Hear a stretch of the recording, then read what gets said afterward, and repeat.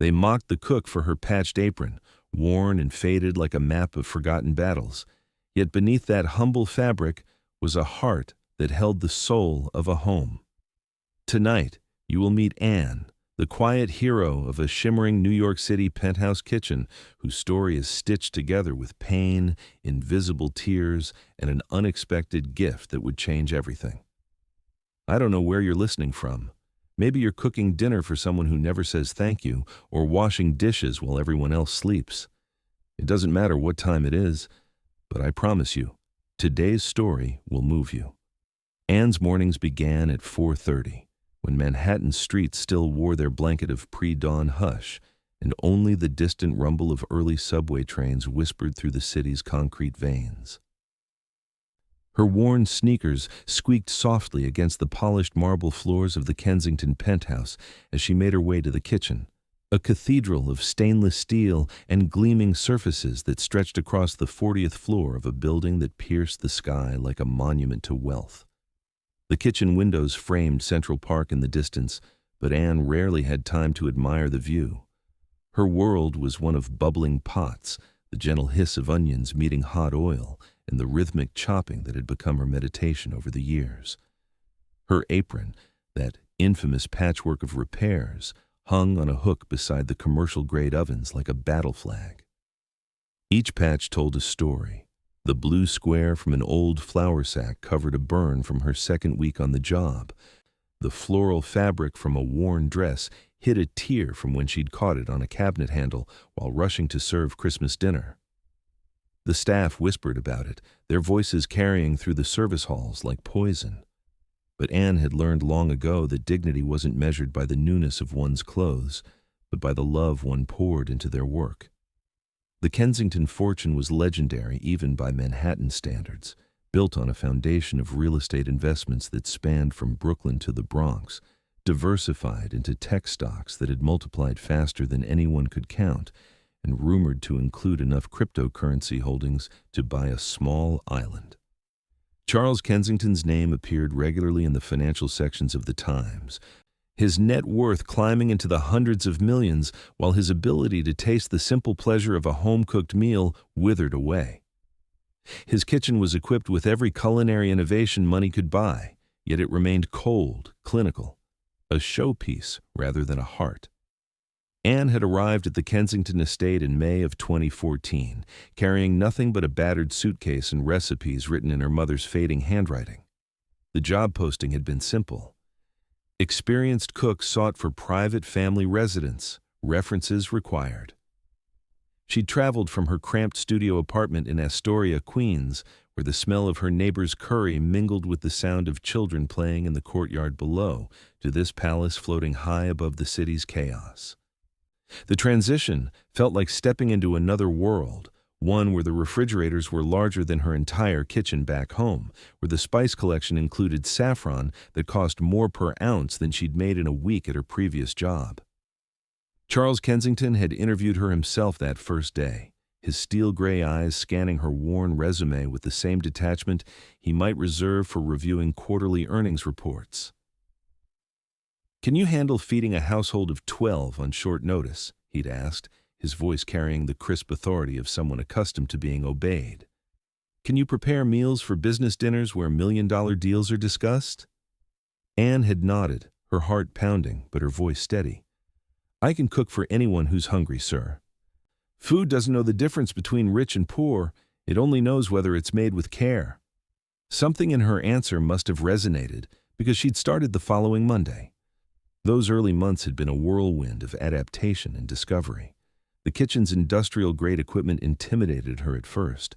The commercial mixer that could knead enough dough to feed a restaurant, the blast chiller that could cool soups in minutes, the pasta machine that cost more than most people's cars.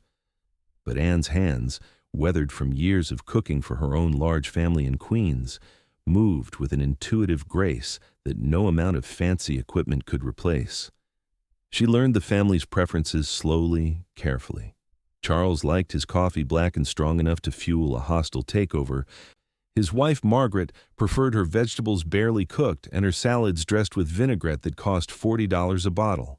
And their daughter, Emily, barely 8 years old then, craved the simple comfort foods that reminded her of the grandmother she'd lost the year before. The daily humiliations began as whispers in the service corridors and staff break room, but gradually grew bolder as Anne's quiet nature became mistaken for weakness. The other staff members, most of whom had been hired from prestigious culinary schools or poached from five-star restaurants, made no attempt to hide their disdain for the woman in the patched apron, who somehow produced meals that made the family linger at the dinner table longer than they had in years. "Look at her, threading that needle again," sneered Marcus, the sous chef whose credentials included training in Paris and whose attitude reflected his belief that cooking was an art form reserved for the educated elite. He'd watch Anne mend her apron during her brief lunch breaks, his lips curled in disgust. "You'd think with all the money the Kensingtons spend on this kitchen, they could afford to buy their cook a proper uniform." The housekeeper, Mrs. Fleming, a sharp-edged woman from Connecticut whose own family had lost their fortune in the stock market crash decades ago, seemed to take particular pleasure in Anne's humble origins. "Queen's trash trying to pretend she belongs in Manhattan," she'd mutter, loud enough for Anne to hear as she polished the silver that would never be used for the meals Anne prepared. "Probably learned to cook from some welfare cookbook." The cruelest comments came from the sommelier, a pretentious man named Victor, who spoke with an affected accent and never missed an opportunity to remind everyone that his wine knowledge had earned him positions in restaurants where meals cost more than most people's monthly rent. "Anyone can brown some meat and boil vegetables," he'd announced one evening after Anne had prepared a pot roast that had the entire family asking for seconds. "Real cuisine requires education, sophistication, understanding of complex flavor profiles. This is peasant food dressed up for rich people." Anne absorbed each insult like a sponge, soaking up spilled wine, her face never betraying the hurt that carved deeper channels in her heart with every passing day. She continued to arrive before dawn, continued to pour her soul into every meal, continued to mend her apron with the same steady hands that kneaded bread and stirred stocks and created the small daily miracles that kept the Kensington household running smoothly. But late at night, in her small Queen's apartment, she'd sit at her kitchen table with a cup of tea and wonder if maybe they were right. Maybe she didn't belong in their world of stock portfolios and wine cellars and conversations about diversifying assets across international markets. In the midst of all this cruelty, Anne found an unexpected ally in young Emily Kensington, whose curiosity about the kitchen proved stronger than the family's unspoken rule about staying out of the staff's way. Emily was 9 years old when she first wandered into the kitchen on a rainy Saturday afternoon, drawn by the smell of chocolate chip cookies that Anne was baking for the staff's afternoon break. "Why does your apron have so many patches?" the little girl asked, her finger tracing the outline of a particularly colorful square that Anne had cut from an old dish towel. "Is it like a quilt?" Anne paused in her stirring, looking down at the child whose innocent question held more genuine interest than she'd received from any adult in the household for months. "Sort of like that, sweetheart," she replied, her voice gentle. "Each patch has a story. This blue one here, that's from when I was learning to use the big oven and got a little too close to the flames. This flowery one, that's from a dress my mother wore to church every Sunday. She always said that clothing doesn't make the person, it's what's underneath that counts." Emily's eyes widened with fascination. "Can you teach me to cook something? My friends at school all know how to make cookies, but I don't know anything about kitchens."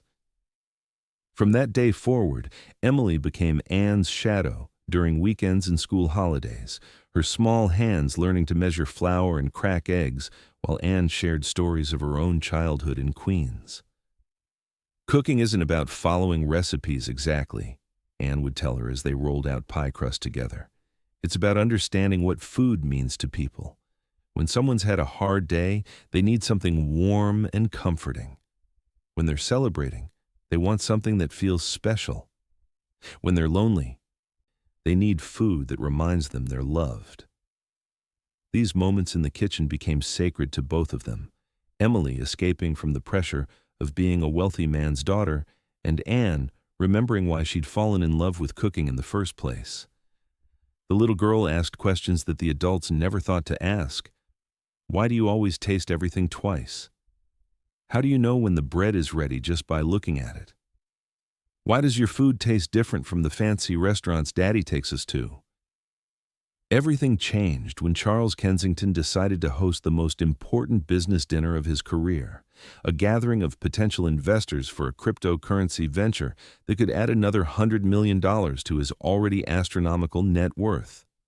The guest list read like a who's who of Wall Street power players, tech moguls whose names appeared regularly in Forbes, and international financiers who controlled more wealth than some small country's entire GDP.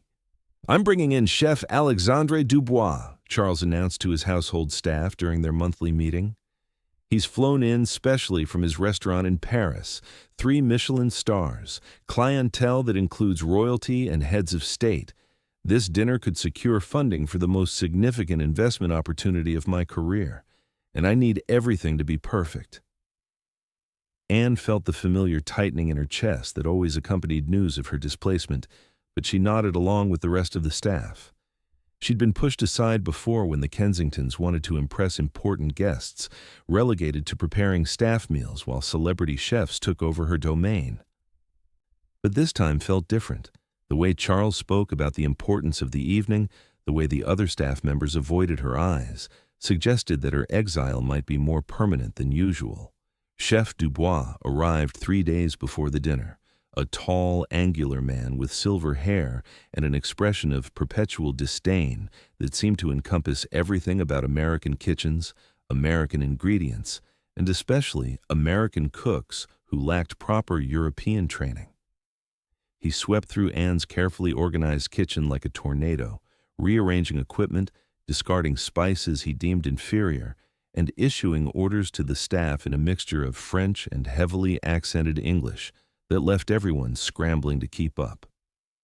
"This woman," he announced on his first day, pointing at Anne with the same gesture one might use to indicate something distasteful stuck to the bottom of a shoe. "She must stay away from my kitchen during the preparation.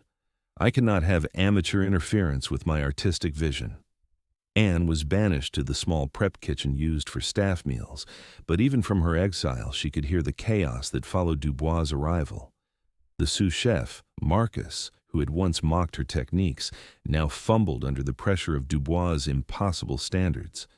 The kitchen staff, accustomed to Anne's gentle guidance and patient teaching, struggled with the French chef's volcanic temper and incomprehensible demands. The night of the disaster began with such promise that even the jaded staff felt a flutter of anticipation. The penthouse's formal dining room had been transformed into a showcase of understated elegance, with crystal that caught and scattered light like captured stars, and flowers that had been flown in from Ecuador that morning. The guest list represented billions of dollars in combined net worth, men and women whose decisions could shift entire markets, and whose approval Charles needed for his ambitious cryptocurrency project. Anne watched from the kitchen service entrance as the guests arrived, titans of industry whose faces she recognized from financial magazines, tech entrepreneurs whose innovations had changed the world, investment bankers whose portfolios included everything from gold futures to Bitcoin holdings worth more than most people could imagine. The evening's menu was supposed to showcase Dubois' legendary skill, molecular gastronomy that turned familiar flavors into surprising textures, presentations that looked more like art installations than food, wine pairings that had been selected by the sommelier Victor with obsessive attention to detail.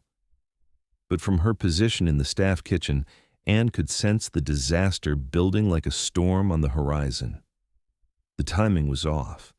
She could hear it in the frantic footsteps, the sharp exchanges between Dubois and his assistants, the sound of pans crashing and voices rising in frustration. When the first course was served 30 minutes late, Anne knew they were in trouble. When she overheard Victor frantically calling his wine supplier to replace a case of champagne that had somehow been damaged, she began to fear the worst. The breaking point came during the main course service. Anne was cleaning dishes in the staff kitchen when she heard Emily's voice from the service hallway, raised in distress. "It wasn't her fault. I saw what happened. but her small voice was drowned out by her father's thunderous anger and the chaos of a dinner party in complete meltdown. Later, Anne would learn the full story from Emily, who sought her out in tears the next morning. The centerpiece wine, a bottle worth more than Anne's monthly salary, had been knocked over during the confusion of service, its contents spreading across the antique lace tablecloth that had been in the Kensington family for generations. In the chaos and embarrassment, with influential guests staring at the growing stain and Dubois screaming about culinary sabotage, someone had whispered Anne's name as the likely culprit. Charles Kensington's fury was a terrible thing to witness, cold and cutting as a blade of winter wind off the Hudson River. Anne was summoned to the dining room while the guests watched like spectators at a public execution, their faces a mixture of uncomfortable fascination and second-hand embarrassment. The beautiful tablecloth lay ruined, the wine stain spreading like an accusation across its delicate threads, while Charles stood behind his chair with the rigid posture of a man whose entire business reputation hung in the balance. 10 years, he said, his voice carrying across the silent room with the weight of absolute judgment. 10 years I've employed you, trusted you in my home, allowed you around my family and my guests, and this is how you repay that trust? By sabotaging the most important business dinner of my career? Anne felt the words hit her like physical blows, each one driving her deeper into a humiliation so complete that she could barely breathe. She opened her mouth to defend herself, to explain that she'd been nowhere near the dining room when the accident occurred, but Charles cut her off with a gesture that brooked no contradiction. I don't want to hear excuses. I want you out of my house. Tonight. Pack whatever belongings you have and leave your key with Mrs. Fleming. The patched apron suddenly felt heavier than lead, each carefully sewn square, a reminder of all the years she'd devoted to this family, all the early mornings and late nights, all the love she'd poured into every meal. With trembling fingers, she untied the strings behind her back, the familiar weight sliding away from her shoulders like the shedding of an old skin. The guests watched in uncomfortable silence as she folded the apron carefully, her movements precise despite the tears that threatened to spill from the corners of her eyes. She'd worn that apron for nearly a decade, through countless meals and small daily victories, through burns and cuts and the endless cycle of cooking and cleaning and caring for people who would never see her as anything more than hired help. Walking through the kitchen one last time, Anne looked at the space where she'd spent more waking hours than in her own home, where she'd learned to operate equipment worth more than her annual salary, where she'd created meals that brought occasional smiles to faces that rarely showed warmth. The industrial mixer that had intimidated her on her first day now seemed like an old friend. The collection of knives she'd sharpened so carefully each morning gleamed in their magnetic block like abandoned tools of a craft she'd never be allowed to practice here again. Mrs. Fleming was waiting by the service entrance with a cardboard box for Anne's few personal belongings and an expression of barely concealed satisfaction. I always knew you didn't belong here, she said as Anne packed her spare apron, her coffee mug, and the small notebook where she'd written down Emily's favorite recipes. People like you never learn their place. But Anne no longer had the energy to respond to cruelty. The humiliation had drained her of everything except the mechanical ability to put one foot in front of the other as she walked toward the service elevator that would carry her down from this glittering tower and back to the world where she belonged. The Kensington penthouse kitchen, once filled with the soul-warming aromas of Anne's cooking, became a sterile monument to everything money could buy but couldn't create. Chef Dubois remained for another week after the disaster, his presence like a storm cloud that refused to pass. His food was technically perfect, each sauce reduced to precise consistency, every garnish positioned with mathematical accuracy, every temperature monitored to the exact degree specified in his recipes. Yet when the family sat down to eat, conversation died. Meals that should have been communion became merely fuel, consumed in silence and abandoned half-finished on plates that sparkled under the chandelier's cold light. Charles found himself staring at his dinner, Some creation involving foam and microgreens that looked like modern art but tasted like nothing at all.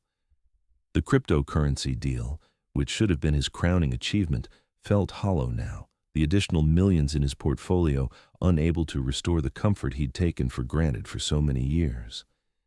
His business associates had been polite about the dinner disaster, but he'd seen the looks, heard the whispered conversations about his inability to manage his own household. In the financial world, control was everything, and a man who couldn't oversee his own dinner party was a man whose judgment might be questioned in all matters.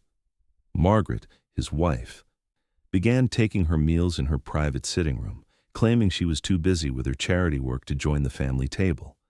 But Anne could have told them, if she'd still been there, that Margaret was simply heartbroken by the absence of the woman who'd understood that she preferred her vegetables with just a touch of butter, her coffee with exactly 2 sugars, her Tuesday morning toast cut diagonally because it reminded her of breakfasts with her grandmother in Connecticut. Emily stopped eating dinner altogether for 3 days after Anne's departure, then began requesting peanut butter sandwiches instead of whatever elaborate creation emerged from Dubois' kitchen. "I want Anne's cookies," she told her father one evening, but Charles was too proud to admit his mistake, too caught up in the momentum of his own anger to see the damage spreading around him like ripples from a stone thrown into still water. The other staff members moved through their duties with the mechanical efficiency of people who no longer found joy in their work. Marcus, the sous chef who had mocked Anne's humble methods, found himself struggling without her steady presence and intuitive understanding of the family's needs. Victor, the sommelier, discovered that his expensive wine pairings meant nothing when the food they accompanied had no soul to compliment. Even Mrs. Fleming, who had taken such pleasure in Anne's dismissal, began to realize that the woman in the patched apron had been the invisible thread that held the household's daily life together. The kitchen that had once hummed with purpose now felt like an operating room, clean, efficient, and utterly without warmth. 3 weeks after Anne's dismissal, Emily Kensington made a decision that would change everything. She'd been carrying the weight of the truth like a stone in her chest, her 9-year-old conscience no match for the guilt that grew heavier with each passing day. She cornered her father in his study one evening after dinner, interrupting his review of quarterly investment reports to tell him what she'd witnessed from her hiding place behind the service door. "Daddy," she said, her small voice cutting through the silence like a confession whispered in church, "Anne didn't spill the wine. I saw what really happened." Charles looked up from his papers with the distracted air of a man whose mind was divided between cryptocurrency futures and the uncomfortable emptiness of his own dining room. "Emily, we've talked about this. I don't want to hear any more stories about—" "It wasn't a story," Emily interrupted, her voice rising with the desperate conviction of someone who'd finally found the courage to speak truth to power. "I was hiding behind the door because I wanted to see the fancy dinner, and I saw Chef Dubois bump into Victor when they were bringing in the wine. Victor tried to catch the bottle, but it fell and broke all over the table. Then they were both scared and started yelling, and somebody said it must have been Anne because she... The little girl's words trailed off as she struggled to repeat the ugly assumptions that had condemned an innocent woman, but Charles had heard enough. The world seemed to tilt around him as he realized the magnitude of his mistake, the terrible injustice he'd committed in his anger and embarrassment. The security cameras, he remembered suddenly. There were cameras in every room except the kitchen itself, but the service hallway would have captured everything Emily described. When he pulled up the footage, the truth hit him like a physical blow. There it was, recorded in digital clarity, the collision between chef and sommelier, the desperate scramble to catch the falling bottle, the moment when Victor looked around frantically and pointed toward the kitchen where Anne was preparing staff meals. Completely unaware of the disaster unfolding in the dining room, Charles sat alone in his study until 3 a.m, watching the footage over and over again while the weight of his actions crushed down on him like the collapse of a building he'd thought was solid. He'd built his fortune on his ability to read people, to judge character, to separate truth from deception in business deals worth hundreds of millions of dollars. Yet, He'd condemned a woman who'd served his family faithfully for a decade, based on nothing more than the panicked lies of men trying to save their own reputations. The search for Anne led Charles through neighborhoods he'd never seen, despite living in New York for most of his adult life. His driver navigated the streets of Queens with the uncertainty of someone venturing into foreign territory, past apartment buildings where laundry hung from fire escapes and children played in small courtyards that smelled of cooking food and blooming flowers. Anne's old address led to a 3-story walk-up, where the landlord's broken English and suspicious glances suggested that wealthy men in expensive cars didn't often come looking for former tenants. "She moved out 3 months ago," the man finally admitted after Charles had explained his mission. "She no leave address. You family? You owe her money?" The trail led from one dead end to another. Former neighbors who'd moved away, old employers who'd lost touch, a previous job at a diner that had closed during the pandemic. Charles found himself walking through neighborhoods where his wealth meant nothing, where people looked at his tailored suit and polished shoes with the wariness of those who'd learned not to trust promises from men who spoke in abstractions about money and opportunity. It was Emily who finally found her, in the way that children sometimes accomplish what adults have made too complicated to achieve. During a family drive through Queens on a Sunday afternoon, Charles's awkward attempt to spend more time with his daughter, Emily spotted a familiar figure through the window of a small community center. "There's Anne!" she shouted, pressing her face against the car window with the excitement of someone spotting a long-lost friend. The community center occupied the ground floor of an old brick building that had probably housed dozens of different enterprises over the decades. Through the windows, they could see Anne moving between long tables where elderly residents sat with steaming bowls of soup, her movements carrying the same gentle efficiency that had once graced their kitchen. She wore a simple apron, new, clean, unpatched, but her face carried the same warmth that had made Emily seek her out in the first place. Charles sat in the car for several minutes, watching through the glass as Anne ladled soup and shared quiet conversations with people whose grateful smiles suggested they saw her as something more precious than the wealthy had ever recognized.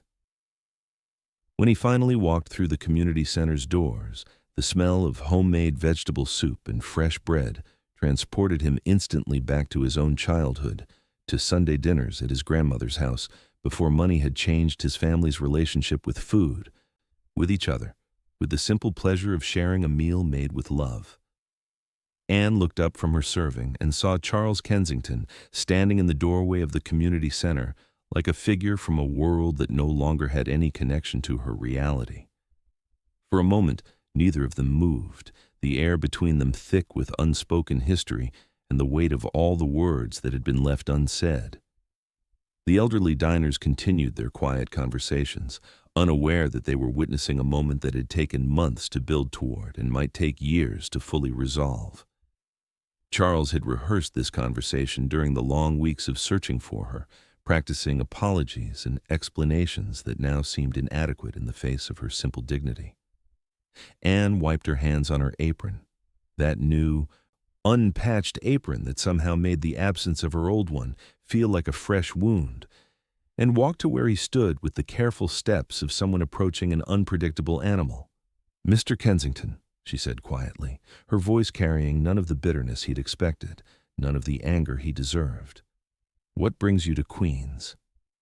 He'd planned to begin with a formal apology, to explain about the security footage and Emily's confession, to outline his plans to make amends in the precise, business-like manner that had served him in countless difficult negotiations.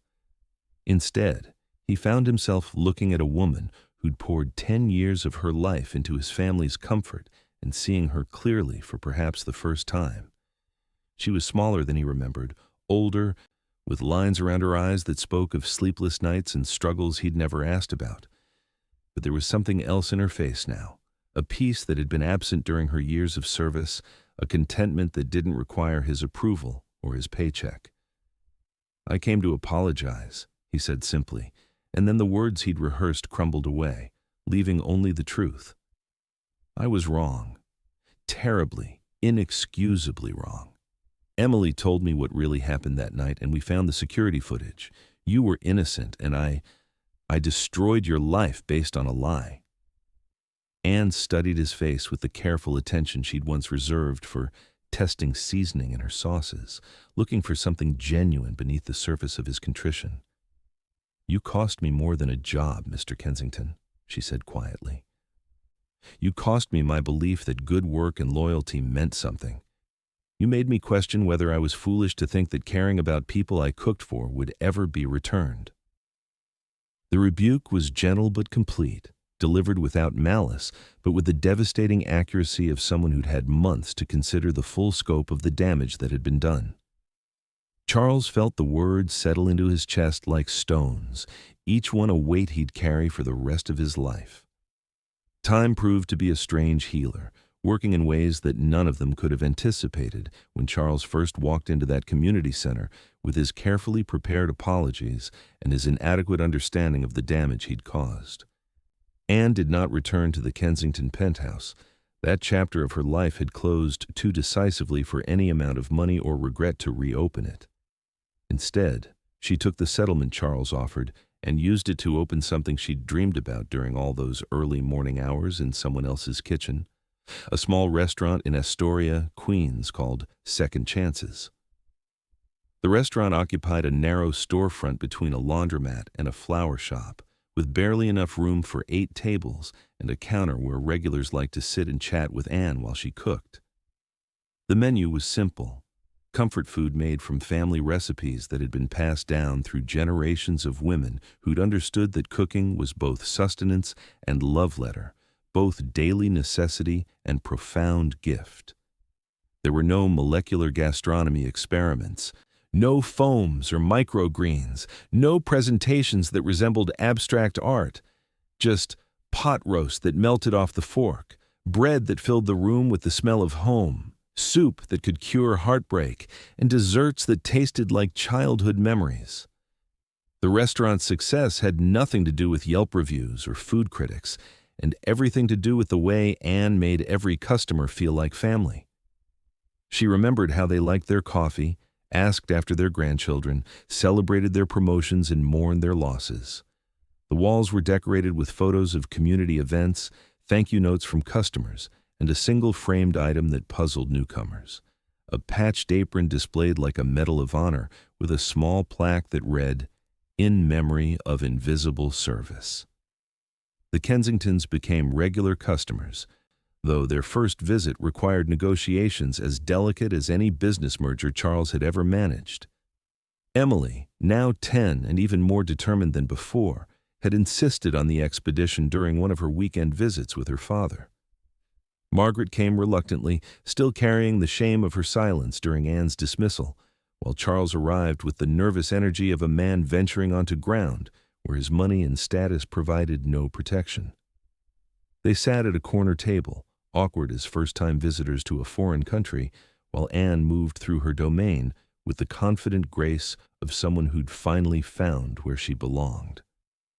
The meal she served them was simple: roast chicken with herbes de Provence, mashed potatoes that tasted like clouds, green beans that still had snap to them, and dinner rolls that Emily buttered with the reverence of someone receiving communion.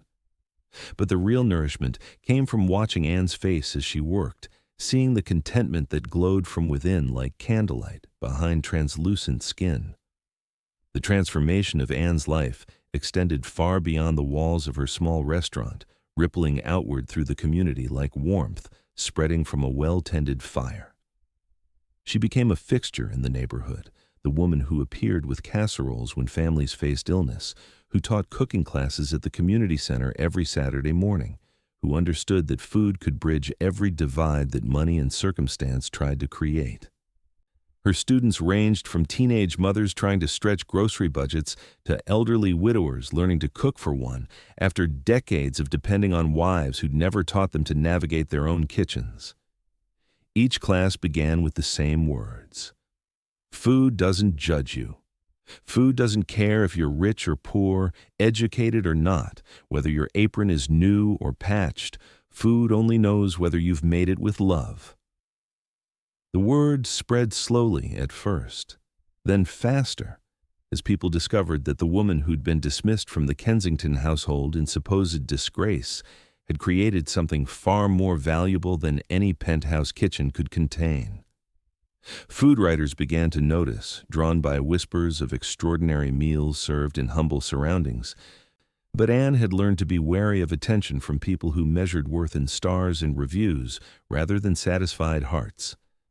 When the first critic arrived with notebook in hand and an expression of barely concealed skepticism, Anne served him the same meal she'd serve any customer: meatloaf with gravy, mashed parsnips, collard greens that had simmered with ham bones since dawn, and cornbread still warm from the oven. He'd come expecting to write a piece about pretentious comfort food, but left with tears in his eyes and the beginnings of a review that would change how the city thought about what made a meal truly excellent. "This is not cuisine," he wrote. "This is communion. This is what happens when someone understands that the purpose of food is not to impress, but to nourish, not to display technique, but to convey love." Anne's cooking doesn't ask you to admire its complexity. It asks you to remember what it feels like to be cared for. The review sparked a pilgrimage of sorts, food lovers traveling from Manhattan to Queens, not for Instagram moments, but for the increasingly rare experience of eating food that had been prepared with genuine care for the person who would consume it. But success brought its own challenges, and Anne found herself facing pressures she'd never anticipated during her years of service. Restaurant investors approached with offers to expand, to turn second chances into a chain that could bring her cooking to the masses and make her wealthy beyond her modest dreams. Celebrity chefs who'd once looked down on her practical training now called to discuss collaborations and cookbook deals. Television producers wanted to document her story, to turn her journey from dismissed servant to celebrated chef into content for audiences hungry for inspiration and redemption narratives. Anne listened politely to each proposal, then quietly declined them all. She'd learned during her decade in the Kensington penthouse that success meant different things to different people, and her definition had been shaped by years of watching wealth fail to create happiness, status failed to generate contentment. The restaurant remained small because small allowed her to know each customer, to remember their preferences and their stories. The menu stayed simple because simple meant she could focus on perfection rather than innovation for its own sake. The apron stayed on display because forgetting where she'd come from would dishonor everyone who'd ever served in silence, ever been dismissed for their appearance rather than valued for their contributions. When Emily Kensington graduated from high school, she asked Anne if she could work in the restaurant for the summer before starting college. The request surprised both families. Emily could have interned at any of her father's companies, could have spent the summer traveling through Europe or volunteering in Costa Rica like so many of her private school classmates. Instead, she wanted to learn the lessons that Anne had tried to teach her years earlier in the Kensington kitchen, wanted to understand what it meant to serve others without the safety net of inherited wealth and social position. Charles initially resisted, worried about his daughter's exposure to what he still sometimes thought of as the real world. But Margaret surprised everyone by supporting Emily's choice. "Maybe she needs to understand what we took for granted all those years," she said quietly. And Charles recognized in his wife's voice the same guilt that had been gnawing at his own conscience since that terrible night of the wine stain and false accusations. Emily's summer at Second Chances became a masterclass in humility and hard work that no Ivy League education could have provided. She arrived each morning at 5:30, learning to prep vegetables with the methodical precision that professional kitchens demanded, discovering muscles she'd never known she possessed as she lifted bags of flour and stirred stocks that required constant attention. Her hands, soft from years of privilege, developed calluses and burns that she wore like badges of honor. She learned to make biscuits that could make customers weep with appreciation, to judge the doneness of roasts by smell rather than thermometer, to understand that the difference between good food and great food had nothing to do with expensive ingredients and everything to do with respect for the process. The other kitchen workers treated her with the gentle patience they'd learned from Anne's example, never making her feel like the rich girl playing at being poor, instead helping her understand the dignity that came from meaningful work. Every dish that goes out of this kitchen carries our reputation, Anne told her one busy Saturday morning as the lunch rush threatened to overwhelm their small staff. The person eating it doesn't care if we're tired or if we cut ourselves or if the supplier was late with our delivery. They just want to feel cared for. That's the responsibility we carry, to make sure no one leaves here feeling like they don't matter. Emily absorbed these lessons with the intensity of someone discovering a new language, one that spoke of service as calling rather than burden, of work as expression rather than necessity. She began to understand why Anne's dismissal had been about more than lost employment. It had been about the violation of a sacred trust between cook and family, the breaking of bonds that went deeper than any written contract could address. The summer also brought unexpected healing to the relationship between the Kensingtons and the woman they'd wronged. Margaret began stopping by the restaurant every few weeks, initially claiming she needed to check on Emily, but gradually admitting that she came for the comfort of sitting in Anne's presence, of feeling like a person rather than a role in someone else's story. The two women had never spoken extensively during Anne's years of service. The invisible barriers of class and employment had kept them in separate spheres despite sharing the same physical space daily. Now, freed from those constraints, they discovered a mutual love of gardening, shared concerns about Emily's future, and the common experience of women who'd spent decades defining themselves through service to others. "I envied you," Margaret admitted one quiet afternoon, as they sat in the restaurant's small back garden, surrounded by the herbs that Anne grew for her kitchen. "All those years, I envied the way you moved through our house with such purpose, the way our family came alive when you cooked for us. I felt like a decoration in my own home, and you were the one who made it feel lived in." Anne's response was gentle but honest. "I envied you too. You had a voice in that house, a seat at the table where decisions were made. I was essential but invisible, needed but not seen. We were both trapped, just in different ways." These conversations became a form of healing for both women, a way of acknowledging that the gulf between employer and employee had obscured their shared humanity until crisis forced them to see each other clearly.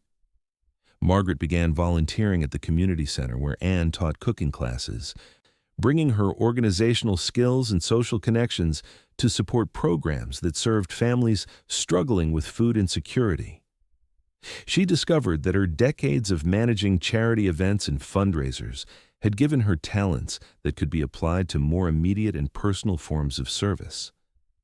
Charles's journey toward redemption proved more complicated, hampered by a lifetime of believing that his money could solve any problem and his success could excuse any failure of character. His initial attempts to make amends were clumsy and painful, offers of financial compensation that insulted Anne's dignity, suggestions for business partnerships that revealed his complete misunderstanding of what she'd created at second chances. It took months of awkward conversations and gently rejected proposals before he began to understand that the debt he owed Anne couldn't be settled with bank transfers or investment opportunities. The real work of atonement required something far more difficult: the acknowledgement that his wealth and power had blinded him to the humanity of someone who'd served his family with devotion, and the commitment to change the systems that had allowed such blindness to flourish. He began quietly, using his business connections to support programs that provided culinary training for low-income workers, that offered job placement services for immigrants trying to establish themselves in American kitchens, that created pathways for advancement in an industry where many talented people remained trapped in invisible roles. The work was unglamorous and often thankless, earning him no headlines or industry recognition, but it carried the weight of genuine repentance rather than public relations strategy. He also began the difficult process of examining his other business relationships, looking for patterns of exploitation or dismissal that he'd previously justified as necessary for efficiency and profit. The revelations were uncomfortable. How many other Annes had he failed to see over the years? How many people had been hurt by his casual assumptions about their worth and dignity? The questions haunted his nights and transformed his days, gradually reshaping his understanding of what it meant to be successful in ways that mattered beyond quarterly earnings reports.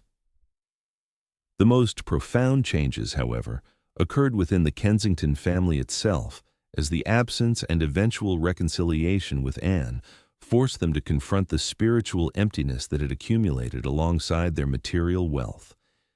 The penthouse, once a showcase of achievement, began to feel like an elaborate prison, beautiful but sterile, impressive but incapable of nurturing the connections that made life meaningful. They started eating family dinners together for the first time in years, initially awkward affairs where conversations struggled to fill the spaces once occupied by the easy comfort of Anne's presence. Emily, changed by her summer in the restaurant, became the bridge between her parents and the world beyond their rarefied social circle, translating the lessons she'd learned about dignity and service into language they could understand. She spoke of customers at second chances who worked multiple jobs to support their families, of kitchen workers who sent money to relatives in other countries, of elderly regulars who came as much for conversation as for food, because Anne's restaurant provided a community they couldn't find anywhere else. Through her eyes, her parents began to see their city not as a network of business opportunities and social connections, but as a tapestry of human stories, each worthy of attention and respect. The changes were gradual but profound, evident in small ways that accumulated over time. Charles began greeting the building's service staff by name, asking about their families, noticing when someone was absent or seemed troubled. Margaret started shopping at neighborhood businesses rather than relying entirely on services that delivered luxury goods to their door, discovering the pleasure of relationships with shopkeepers who remembered her preferences and inquired about her day. They kept the penthouse, but began spending time at a modest cabin upstate, where Charles learned to build fires, and Margaret rediscovered her love of gardening, where meals were simple and conversations lingered long into evening hours, unburdened by the pressure to impress or achieve. As Anne's 50th birthday approached, Emily surprised her with a gift that captured the full circle her life had traveled. Working in secret for months, the young woman had tracked down as many of Anne's former cooking students as she could find, children who were now adults, elderly people who credited her classes with helping them maintain their independence, immigrants who'd learned to adapt traditional recipes to American kitchens under her patient guidance. The surprise party took place at the community center where Anne volunteered, the same location where Charles had first found her after his daughter's confession forced him to confront the truth. The room filled with people whose lives had been touched by Anne's generosity, whose skills in the kitchen had been nurtured by her teaching, whose understanding of food as expression of love had been shaped by her example. Former students stood to share stories of meals that had brought their families together, of confidence gained through mastering recipes they'd once thought beyond their abilities, of traditions passed from grandmothers through Anne to grandchildren who might otherwise have lost connection to their cultural heritage. A young mother spoke of the cooking classes that had helped her stretch minimum wage paychecks into nutritious meals for her children. An elderly widower shared how Anne's patient instruction had given him the skills to maintain his independence after his wife's death. A teenager described how working in Anne's restaurant had shown him possibilities for his future he'd never imagined, leading to a culinary scholarship that would change the trajectory of his life. Each testimony was a thread in the tapestry of Anne's true legacy, proof that her influence extended far beyond any single kitchen or family, that her understanding of food as love had multiplied across the community like seeds scattered on fertile ground. The evening culminated with the unveiling of Emily's true surprise, a cookbook titled The Patched Apron, containing not just recipes but stories of the people who'd learned to cook them, the families they'd nourished, the traditions they'd preserved and adapted. The book's introduction, written by Anne herself, began with words that had become her philosophy. Every patch tells a story. Every meal is an opportunity to show love. Every person who enters your kitchen deserves to feel valued and cared for, regardless of their station in life or the clothes they wear. This book is for everyone who's ever felt invisible while serving others, everyone who's mended their apron instead of replacing it, everyone who believes that the most important ingredient in any recipe is the intention behind it. The proceeds from the cookbook would fund scholarships for culinary students from low-income families, ensuring that the next generation of cooks would include voices and perspectives that had traditionally been excluded from professional kitchens. It was Anne's way of making sure that her story became not just a tale of personal redemption, but a catalyst for systemic change in an industry that had too often valued pedigree over passion, credentials over character. As the party wound down and guests began to leave, Anne stood in the center of the room she'd helped transform into a temple of community and gratitude, surrounded by the evidence that her life's work had mattered in ways that extended far beyond any measure of professional success. She thought of the young girl she'd been, learning to cook at her mother's side in a cramped Queen's kitchen, never imagining that her hands would one day touch so many lives, that her understanding of food as love would ripple outward in endless circles of influence and care.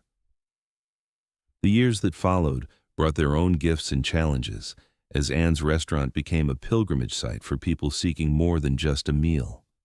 Food writers and chefs made the journey to Queens not to steal recipes or techniques, but to understand something that had been lost in the pursuit of culinary fame and fortune: the simple truth that great cooking began with love for the people being fed. Anne welcomed them all, sharing her knowledge freely while remaining anchored in the values that had sustained her through humiliation and triumph alike. She hired formerly incarcerated individuals seeking second chances, refugees whose culinary skills were overlooked because of language barriers, older workers who'd been discarded by an industry obsessed with youth and energy. The kitchen at Second Chances became a microcosm of possibility, proof that talent and dedication mattered more than background or credentials, that diversity of experience enriched rather than diminished the final product. The staff worked with the cohesion of family, supporting each other through personal crises, celebrating small victories, creating an environment where everyone understood that their contribution mattered regardless of their title or training. Margaret Kensington found her own path to meaning through the connection she'd formed with Anne and the community center programs they'd developed together. She used her fundraising expertise to secure grants for cooking programs in underserved schools, believing that children who learned to prepare their own food would carry that knowledge forward as tools for health, creativity, and connection. The work fulfilled her in ways that her previous charitable activities never had, because she could see direct results in the faces of students who learned to take pride in their culinary creations, who gained confidence through mastering skills that would serve them throughout their lives. Her marriage to Charles deepened as they found common ground in service to others, their relationship strengthened by shared purpose rather than simply parallel ambitions. Charles underwent perhaps the most dramatic transformation of anyone in this story, his understanding of success completely redefined by the aftermath of his treatment of Anne. His business ventures became vehicles for social impact rather than mere wealth accumulation, investments chosen not just for their profit potential, but for their ability to create meaningful employment and community development. He discovered that using his resources to lift others didn't diminish his own prosperity, but enhanced it in ways that purely financial metrics couldn't capture. The respect he earned through genuine service felt different from the deference his wealth had always commanded. More personal and sustainable because it was based on character rather than bank balance.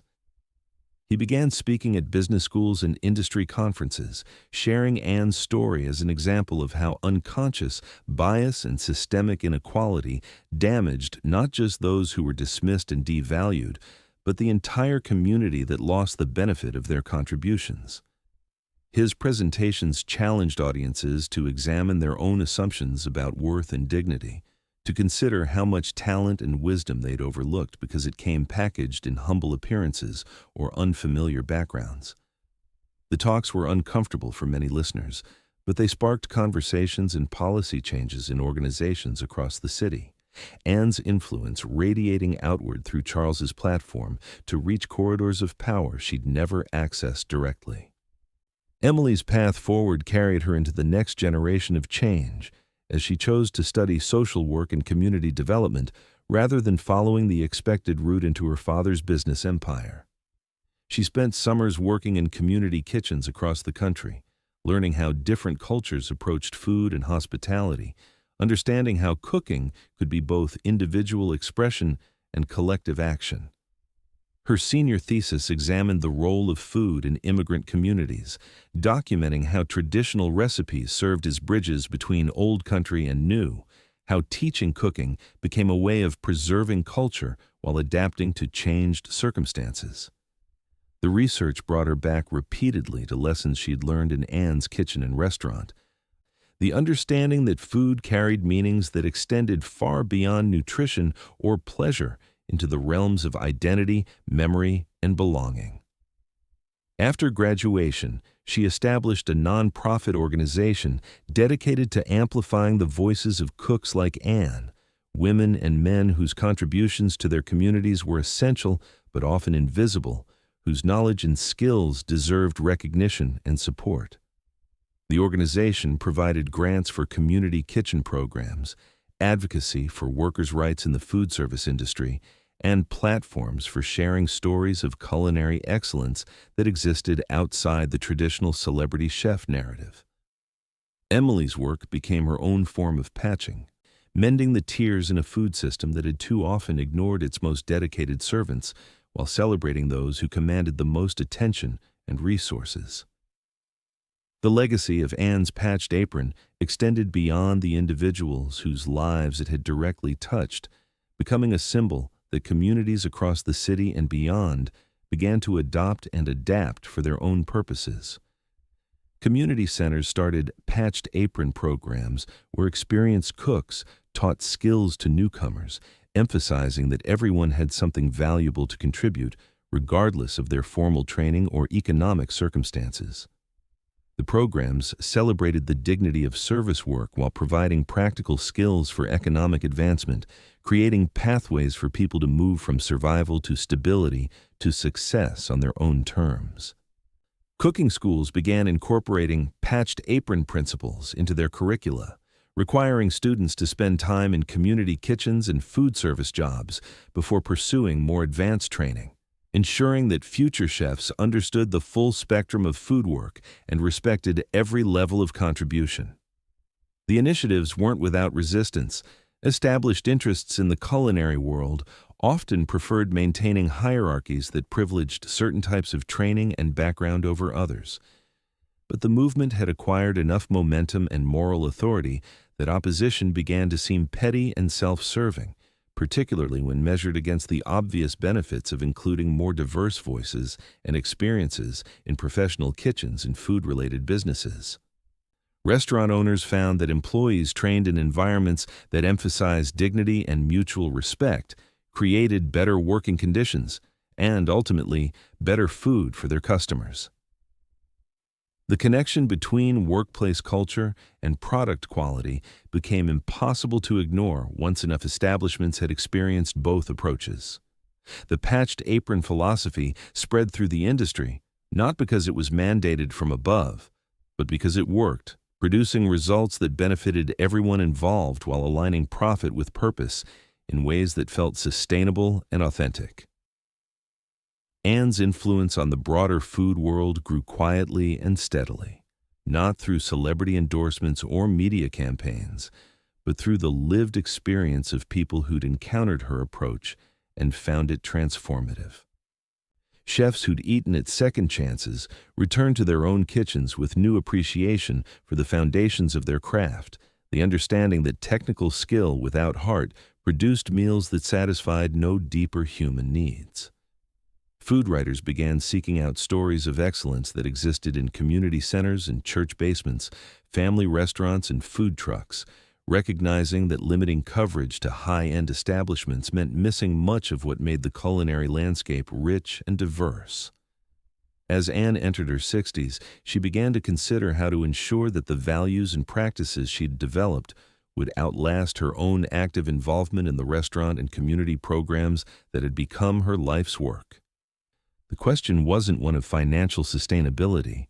Second Chances had become profitable enough to support itself and its community initiatives, but of cultural continuity, making sure that the lessons embedded in her approach to food and service would be carried forward by people who understood their deeper significance. She began developing what she called the Patched Apron Institute, a training program that would teach the philosophy and practice of dignified service to a new generation of food workers, community organizers, and business owners.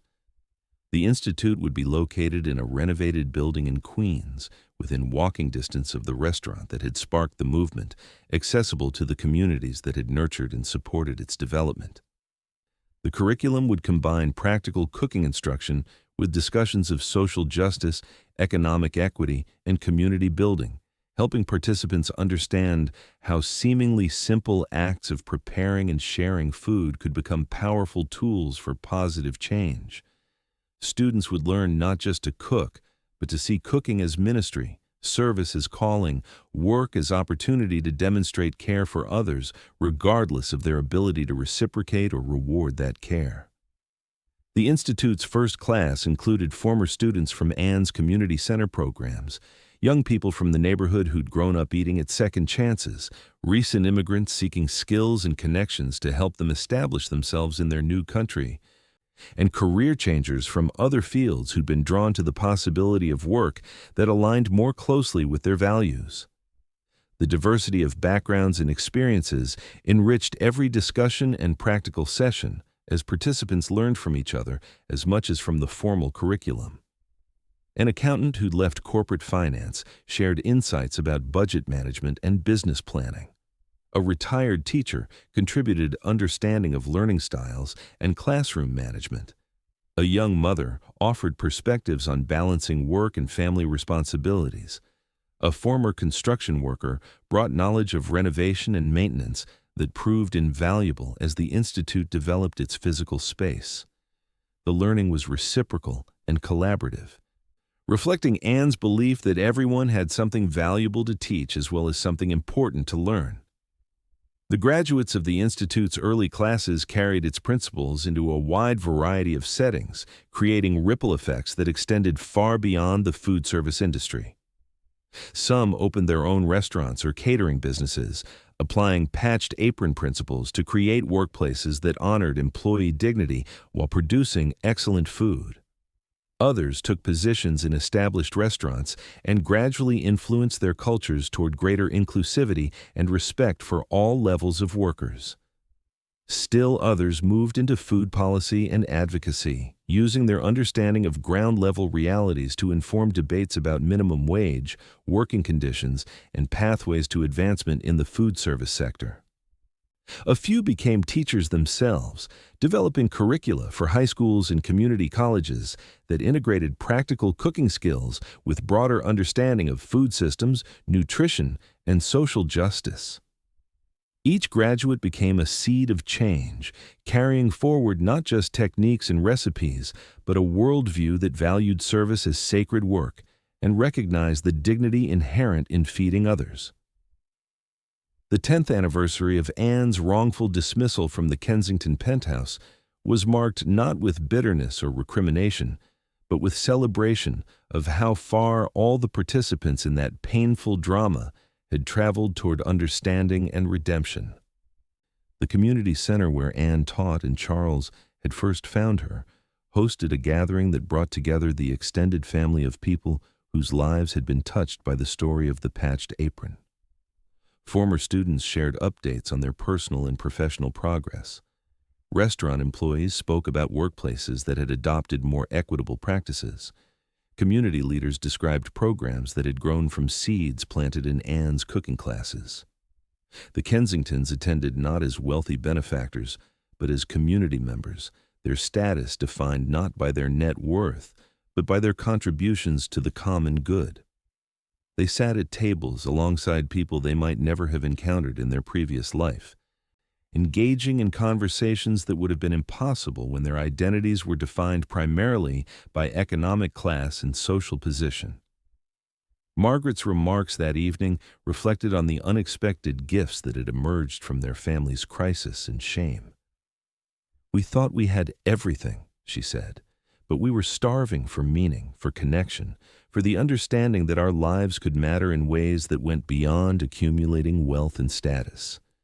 Anne's grace in the face of our failure taught us that redemption was possible, but only if we were willing to change not just our actions, but our hearts." Charles spoke about the business lessons he'd learned from watching Anne build something meaningful from modest resources and authentic values. How her approach to leadership through service had informed his own efforts to create companies that served purposes larger than profit maximization. Emily, now established in her nonprofit work and recently engaged to a fellow community organizer she'd met through one of the Institute's programs, talked about carrying forward the legacy of the patched apron into the next generation, ensuring that young people learned early that worth wasn't measured by wealth or credentials, but by the care and dignity brought to whatever work they chose to pursue. Anne's own reflection that evening was characteristically modest and forward-looking, focused not on past grievances, but on future possibilities. "Every patch tells a story," she said, returning to the metaphor that had defined her journey. "But the story isn't finished when the patch is sewn. It continues every time someone puts on that apron and chooses to serve others with dignity. Every time someone sees past appearances to recognize the value in another person. Every time someone understands that the kitchen can be a place of healing rather than hierarchy." She spoke about the letters she received from people who'd never met her, but had been inspired by her story to examine their own assumptions about service and worth, to make changes in their workplaces and communities that honored the dignity of all workers regardless of their roles or backgrounds. The ripple effects had spread far beyond New York, as communities across the country began their own patched apron initiatives, adapting the core principles to local circumstances and needs while maintaining the essential commitment to dignity, respect, and inclusive excellence. The evening concluded with a moment that would have seemed impossible during Anne's years of service in the Kensington penthouse. She was asked to offer a blessing over the communal meal that had been prepared by current Institute students. Standing before the assembled crowd, wearing an apron that was itself a work of art, carefully patched with fabric contributions from people around the world who'd been touched by her story, Anne spoke words that captured the transformation they'd all experienced. "May we never forget that every person who prepares food, serves food, or cleans up after food deserves respect and dignity. May we remember that the act of feeding others is one of the most fundamental expressions of love, and that this love doesn't diminish when it's given professionally rather than personally. May we work to create a world where no one is dismissed for their appearance, overlooked for their background, or undervalued for their service. And may we always remember that sometimes our greatest failures become doorways to our most important redemptions." As the gathering dispersed and people made their way back to neighborhoods across the city and beyond, the lessons of the patched apron continued to work in hearts and minds, inspiring changes that would ripple forward into the next generation and beyond. Anne's story had become larger than any single person's experience, transforming into a movement that challenged assumptions about worth and work, service and dignity, failure and redemption. The woman who had once been invisible in a Manhattan penthouse kitchen had become a light whose influence continued to spread, proving that sometimes the most profound changes begin not with grand gestures, but with the quiet determination to maintain dignity in the face of humiliation, to continue serving even when service goes unrecognized, and to believe that every person, regardless of their station in life, deserves to be seen, valued, and treated with respect. So I ask you, wherever you're listening from, have you ever cooked for someone who never said thank you? Have you ever poured your love into meals that were consumed without gratitude, your efforts dismissed as simple because they came naturally to your hands and your heart? Have you ever felt invisible in your own kitchen, unrecognized for the daily miracles you create, the comfort you provide, the way you hold families together 3 times a day? Every day, with food that carries more than flavor, it carries your soul. Anne's story is your story, and your story matters more than all the cryptocurrency portfolios and stock market investments in the world. Every patched apron tells the tale of battles fought and won, of service given without expectation of reward, of love measured in tablespoons and teaspoons rather than dollars and cents. Your hands have wisdom that no culinary school can teach. Your heart holds recipes that no algorithm can replicate. Your kitchen is a sanctuary where miracles happen so regularly that they're mistaken for the ordinary. Take a moment to honor yourself, the woman who feeds others before feeding herself, who creates comfort in the midst of chaos, who turns simple ingredients into expressions of love that money cannot buy and technology cannot duplicate. You are not invisible. You are essential. Every meal you serve is a gift. Every time you tie your apron strings is an act of courage. Every dish you send out with your love attached is a testament to the power of caring hands and generous hearts.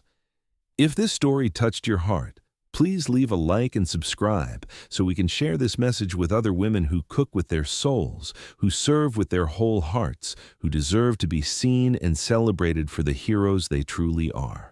For more stories that honor the unsung heroes among us, click the podcast link and join our community of those who understand that real wealth can't be measured in bank accounts, but in the love we give and the lives we nourish.